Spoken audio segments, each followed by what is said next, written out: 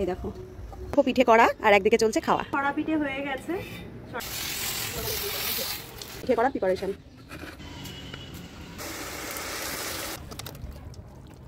নমস্কার, কেমন আছো তোমরা সবাই? আশা করছি ভালো আছো। শিপ্রাস লাইফের আরেকটি নতুন ব্লগে তোমাদের সবাইকে স্বাগত জানাই। আজ মঙ্গলবার, সকাল এখন 9টা মতো। ছাদে চলে এসেছি আর এখন থেকেই শুরু করছি আজকের আরেকটি নতুন ব্লগ। সকালবেলায় ছাদে আসার পরে রান্নার জায়গাটা খুব ভালো করে দেখো ধুয়ে নিয়েছি একটু জল ঢেলে। আর এখানটাই হবে আজকে রান্না।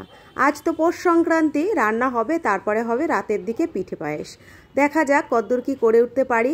আশা করছি সবটাই তোমাদের সঙ্গে শেয়ার করতে পারবো। ওপরে শেডটা দেওয়ার পরে খুবই সুবিধা হয়েছে, এখন কিন্তু হাওয়াটাও কম লাগে আর রান্না করতেও বেশ সুবিধে হয়। তোমরা তো এর আগে দেখেছো আমার উনুনটা খুবই ছোট্ট। এক তরকারি ভাত আর একটা ভাজা করার পরে উনুনটার ভেতরে ছাই ভরে যায়, আর তখন আবার পরিষ্কার করতে হয়, আর না হলে কাঠগুলো ঠেলে ঠেলে জোর করেই উনুনটা জ্বালাতে হয়।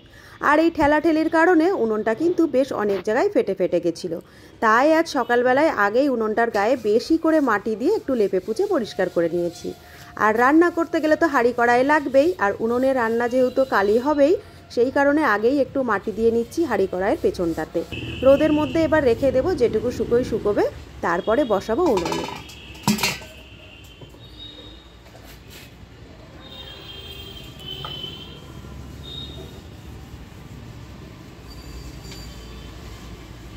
এদিকে আমার হাঁড়ি কড়াইতে মাটি দেওয়া হয়ে গেছে। এবার রান্না করতে আমার যা যা জিনিসপত্র প্রয়োজন সবই এখন নিচের থেকে টেনে টেনে আনতে হবে। ওপরে রান্না তো খুব বেশি করা হয় না, সেই কারণে ওপরে কিন্তু রান্নার জিনিসপত্র রাখাও হয় না। আর যতদিন না ওপরে রাখার জায়গা করতে পারছি, জিনিসপত্র রেখেও লাভ নেই। কখন হয়তো হনুমান আসবে আর সমস্ত জিনিসপত্র লণ্ডভণ্ড করে দেবে।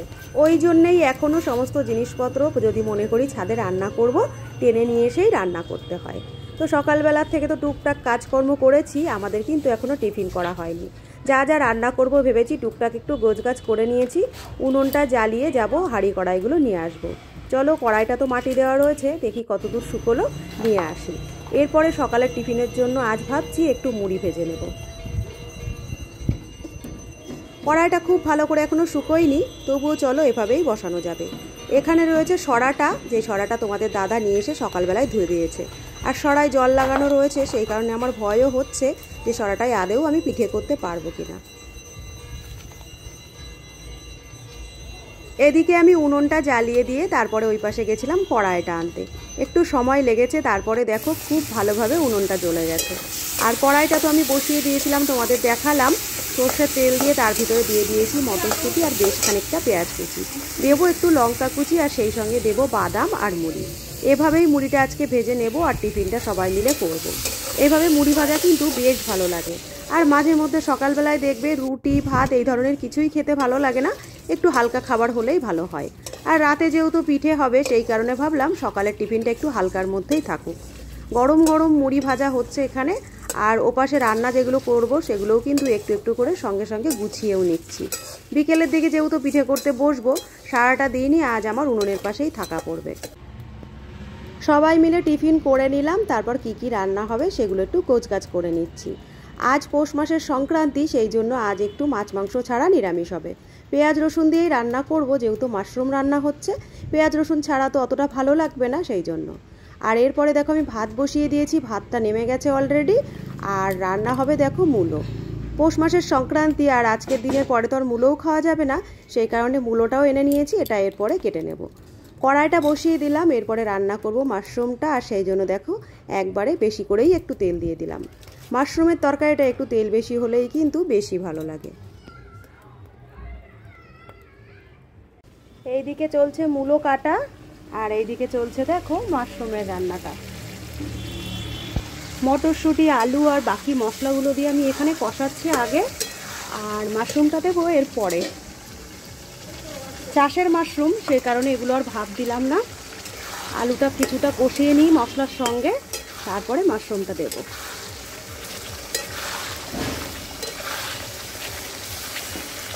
আজকে কিন্তু মাশরুমের মধ্যে দেখো আমি মটরশুঁটি দিয়ে রান্না করছি, আর এটা কিন্তু অসাধারণ টেস্ট হয় খেতে।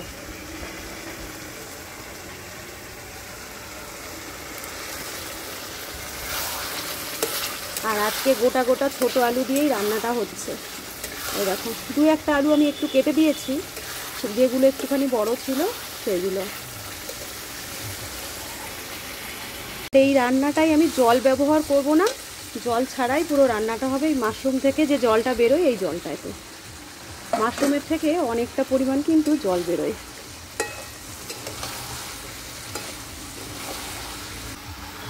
মশলাটা তো আমি প্রথমে হাফেরও বেশি কষিয়ে নিয়েছি, আর এখন মাশরুমের সাথে রান্না হতে হতে বাকি মশলাটাও সুন্দরভাবে কষে যাবে আর রান্নাটাও হয়ে যাবে সেই সঙ্গে। আজকের ওয়েদারটা দেখাই চলো। আজকের ওয়েদারে কিন্তু একদম হালকা রোদ, সকাল থেকেই আজকে রোদে কিন্তু একদম তেজ নেই।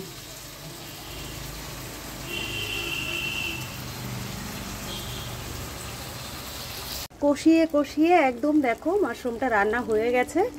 আর এখানে তো জলের ব্যবহার হয়নি, তেল আর মাশরুমের যে জলটা ছিল তাতেই কিন্তু পুরো রান্নাটা কমপ্লিট হয়ে গেছে। চলো এবার নামিয়ে নিই।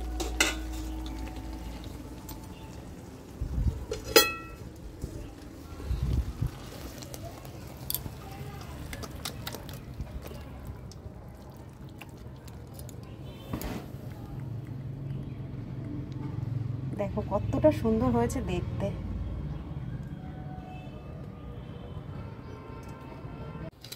স্নান সেরে সবাই মিলে চলে এসেছি ছাদেই দুপুরবেলার লাঞ্চটা করে নেব। আর আজ লাঞ্চ করার পরে তো আর রেস্টের সময় নেই, বিকেলের দিকে যেহেতু পিঠে করতে হবে। আর আজকে কি কি দিয়ে লাঞ্চ করছি চলো দেখিয়ে দিই। প্রথমেই বেড়ে নিয়েছি গরম গরম ভাত, সেই সঙ্গে রয়েছে দেখো মূলোর ছেচকি, আর আলাদা করে একটু গোল গোল করে কেটে লঙ্কা দিয়ে মূলো ভেজে নিয়েছিলাম। রয়েছে মুসুরির ডাল ধনেপাতা দিয়ে, আর এখানে রয়েছে দেখো লাল লাল মাশরুমের তরকারি। এই আজকে দুপুরের লাঞ্চের মেনু। চলো তাহলে দুপুরের লাঞ্চটা করে নিই, আবার তোমাদের সঙ্গে দেখা হচ্ছে খাওয়া দাওয়ার পর। বেলা গড়িয়ে দেখো প্রায় সন্ধ্যা সন্ধ্যা ভাব, আর এদিকে চলছে আমাদের পিঠে করার প্রিপারেশন। এখানে নারকেল ভাঙা হয়েছে, নারকেল কোড়ানো চলছে। মেয়েকে বললাম একটু হেল্প করে দিতে, ও তো পুরোটা পারবে না, আমাকে তো সেই ধরতেই হবে, যতটুকু পারবে করবে ও। আর এখানে আমি দেখো চালের গুঁড়ো গোলাতে বসেছি।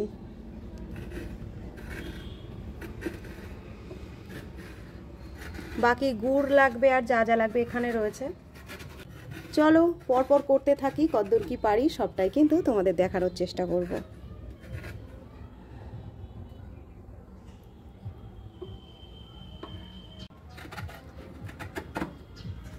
হচ্ছে, চলো সমস্তটা রেডি করে নিই।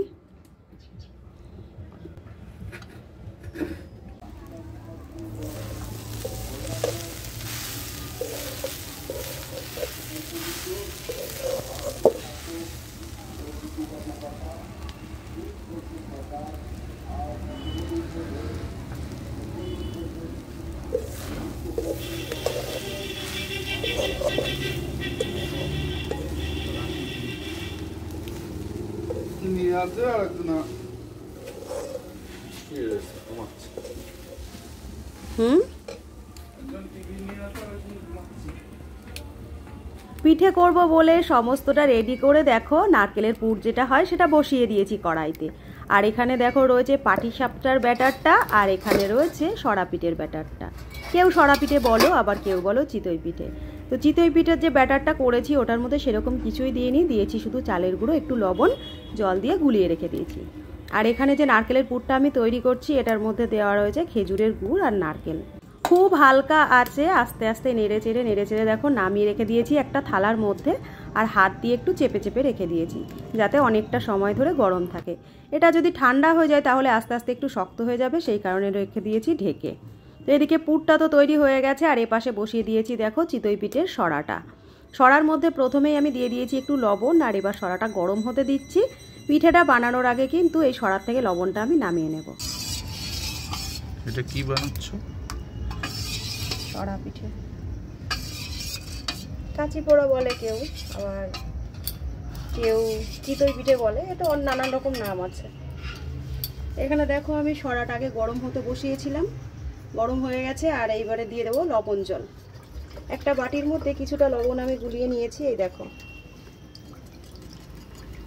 এর ভিতরে লবণ রয়েছে, কিছুটা লবণ আমি গুলিয়ে নিয়েছি। এবার এটাই এইভাবে ছিটিয়ে ছিটিয়ে দেবো। লবণ জলটা ছিটিয়ে দিলে সরাটা ফাটার কোনো ভয় থাকবে না, আর পিঠেটাও খুব ভালোভাবে উঠে যাবে। তো দেখো লবণ জলটা দেওয়ার পরে ভেতরটায় কেমন হালকা একটা সাদা সাদা ভাব হয়ে গেছে। আর এখানে দেখো সরার ওপরের যে ঢাকাটা, এটা আমি একটা জলের থালা তার মধ্যে চুবিয়ে রেখেছি, যাতে অতিরিক্ত উত্তপ্ত হলে অসুবিধা না হয়। আর পিঠেটা এইখানটায় যখন আমি দেব, দেখো ভেতরটা গরম হয়ে গেছে, তাপটা আমি অনুভব করতে পারছি। এইবারে দিয়ে দেবো ব্যাটারটা।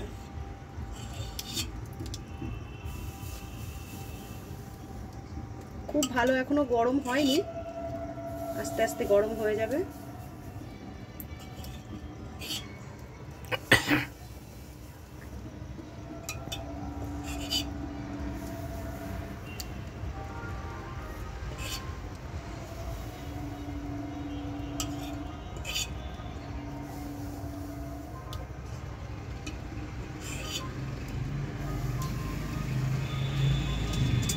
পিঠেগুলো সব দিয়ে দেওয়া হয়ে গেল। এবার দিয়ে দেবো ঢাকনাটা সেটিং করে বসিয়ে, একটু এরকম নাড়িয়ে চাড়িয়ে ঘুরিয়ে সেটিং করে বসাতে হবে। আর এই দেখো সবশেষে নিয়ে নিয়েছি ভেজা কাপড়। এই ভেজা কাপড়গুলো আমি সাইড দিয়ে এইভাবে দিয়ে দেব, যাতে ভাপটা বাইরের দিকে না আসে। ভাপটা যদি ভেতরেই থাকে পিঠেগুলো তাহলে ফুলবে ভালো। এরকম দুটো কাপড় আমি নিয়ে নিয়েছি ভেজা, দুটোই দিয়ে দিচ্ছি।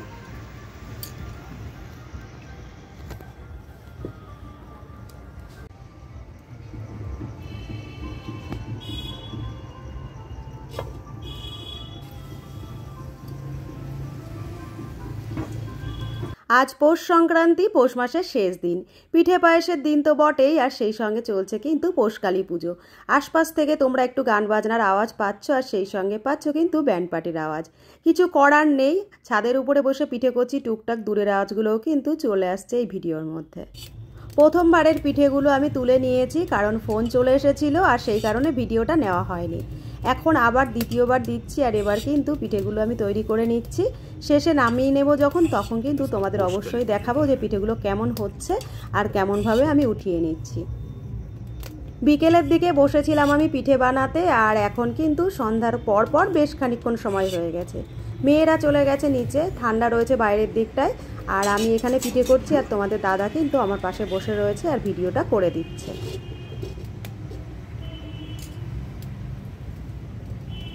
পিঠেগুলো দেখো প্রায় হয়ে গেছে, এবার তুলে নিচ্ছি। আর কত সুন্দর হয়ে গেছে দেখো, উঠছে। এই দেখো পরপর পরপর তুলছি। এই দেখো মোটামুটি সবকটাই ভালোভাবে উঠে গেছে। দুই একটা যেগুলো একটু কোনায় রয়েছে, মাঝে মধ্যে একটু লেগে লেগে যাচ্ছে, ও দুটো থাকুক, এগুলো আগে তুলে নিই। এই দেখো পিঠেগুলোর গাগুলো দেখো সুন্দর ফুটো ফুটো হয়েছে।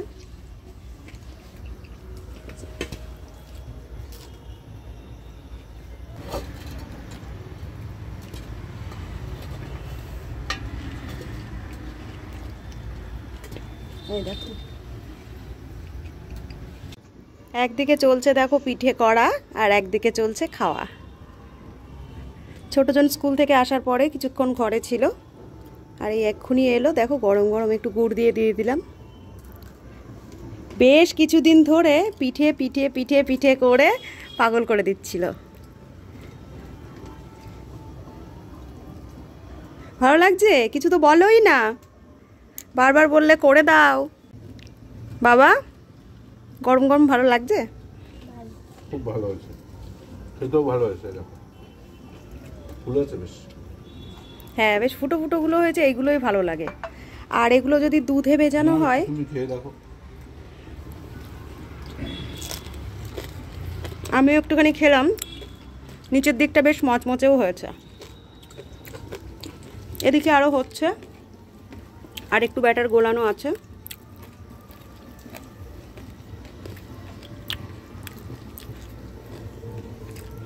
এই যে ফুটো ফুটোগুলো হয় পিঠেগুলো, এগুলো যদি ফুটো ফুটো হয় এরকম, এই দেখো গাগুলো দেখতে পাচ্ছ তোমরা, তাহলে কিন্তু দুধে ভেজালে সেগুলো খেতে বেশি ভালো লাগে।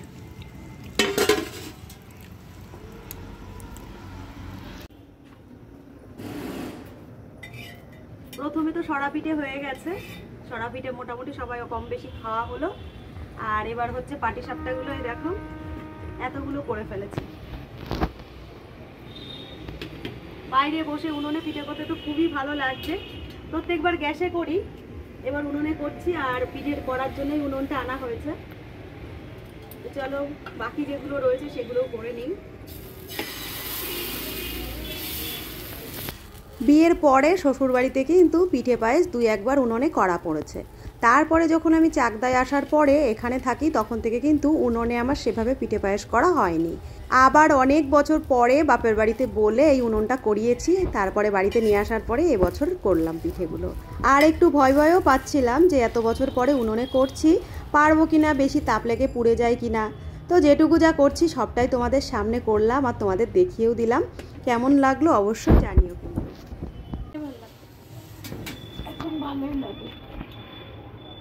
আর আমার কিন্তু এটা সব সময় মনে হয়, আমরা বাড়ির মেয়ে বউরা কিন্তু কোনো কিছুতেই কম যায় না।